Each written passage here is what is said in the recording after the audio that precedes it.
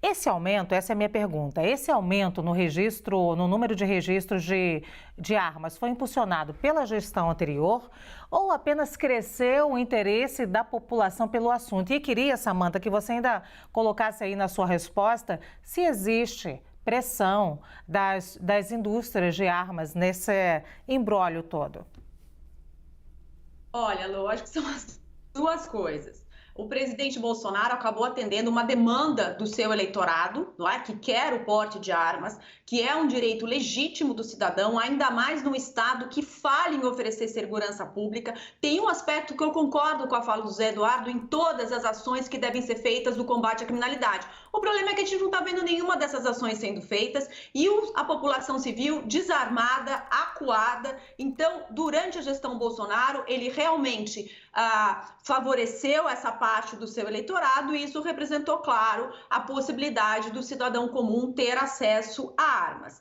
A questão do lobby das empresas de armas, é óbvio que tem um aspecto econômico, que elas vão exercer uma pressão no governo, isso faz parte do jogo. Aí a decisão cabe ao governo a ceder a essa pressão econômica da indústria armamentícia ou não. Isso não é algo que se reduz apenas à situação do Brasil. Isso ocorre no mundo inteiro, em grandes escalas, até nas guerras em que as empresas têm interesse na venda de armamentos. Aí vai ser uma boa oportunidade para a gente verificar como é que vai ser a posição do presidente Lula, se ele vai ser coerente com o que ele falava durante a sua campanha ou se ele vai, em nome da governabilidade, atender as demandas da bancada da bala e da indústria armamentícia. Agora, quando o Zé Eduardo coloca que ter armas representa o perigo, a arma por si só não é boa nem má, é o uso da arma que pode ser bom ou ruim. Agora, não vejo tanta relação de que os armamentos pesados que entram pelas pessoas que compram. Não, eles entram de maneira ilegal no nosso país. A gente sabe que a gente tem um grande problema do tráfico ilícito de armas. Inclusive, esse é um problema que as Forças Armadas enfrentam também, porque muitas vezes os narcotraficantes têm armas melhores do que as nossas forças policiais. Portanto, Lu, a pressão da indústria de armas é uma pressão grande e vai depender do governo ceder ou não, mas que existe uma pressão econômica, obviamente existe. Muito bem, Zé Eduardo, esse aumento no número de registros de armas foi impulsionado pela gestão anterior ou apenas cresceu o interesse da população pelo assunto? Foi impulsionado pela gestão anterior. Primeiro, alguns comentários preliminares. Eu não acho que ter direito a uma arma é um direito legítimo. No Estado de Direito legítimo é o que a lei possibilita e o que os regulamentos também igualmente aperfeiçoam nessa possibilidade. Se a lei não permitir, não há nenhum direito legítimo efetivamente à arma. Isso efetivamente não se coloca, como na maior parte dos países europeus, por exemplo. Isso não é reafirmado. Nos Estados Unidos existe por força do faroeste, do século XIX, da Constituição dos Estados Unidos da América. Mas isso, na maior parte dos Estados de Direito mais modernos, não se reconhece como direito legítimo, apenas nos casos estritos que a lei efetivamente determina. Segundo lugar, a arma, ela é potencialmente ruim. Ela é potencialmente ruim. Não é o uso dela que faz ruim, é que a presença dela já é algo que pode gerar violência, mesmo com um acidente. Dizer que é o uso da arma que gera algo ruim, seria o mesmo dizer, olha, a bomba atômica pode existir, mas a sua existência não é ruim em si. Ela é ruim em si, porque ela traz problemas, ela traz riscos. Ela é arma.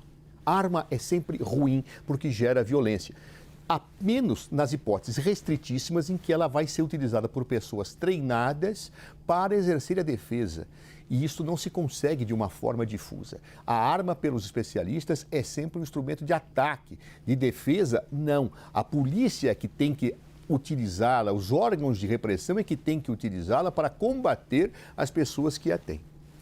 O terceiro ponto, e aí respondendo mais diretamente à pergunta, Luciana, eu diria o seguinte: o desejo de setores da população de terem armas sempre foi materializado. A lei, muitas vezes, coibiu. Durante o governo do presidente Lula e da presidenta Dilma Rousseff, coibiu.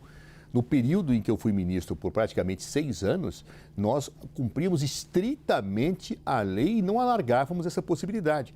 E eu era pressionado brutalmente, às vezes por categorias profissionais que queriam genericamente o direito de usar armas, por setores da população, várias vezes fui chamado e convocado na Câmara dos Deputados e talvez até no Senado, não me lembro bem, mas para responder sobre isto pelos os deputados que queriam ou defendiam políticas armamentistas. E nós não cedemos 1 milímetro e mostrávamos com muita satisfação a nossa campanha de desarmamento, que tinha resultados concretos de redução da violência dos locais em que efetivamente ela arrecadava de uma forma mais exitosa, né? Claro que existem interesses econômicos. As empresas que produzem armas querem vender mais armas. E, evidentemente, aqueles parlamentares que ou recebem doações dessas empresas ou têm um afinamento ideológico político com esta linha, se aglutinam em torno disso. Então, a pressão parlamentar sempre existiu e sempre existirá. E a Samantha faz uma analogia correta, é a mesma coisa da indústria da guerra. A indústria da guerra, ela gosta da guerra, ela ama a guerra. E ela utiliza todos os expedientes possíveis para que os conflitos bélicos existam, porque é ali que ela tem lucros. Infelizmente, é a triste realidade da vida. E a indústria de armas, que é uma indústria que, evidentemente, tem uma presença importante, ela faz tudo para poder vender mais armas. Então aí eu tenho lobby, tenho livros financiados por estas empresas, tenho seminários, tenho contribuições eleitorais feitas por força disso.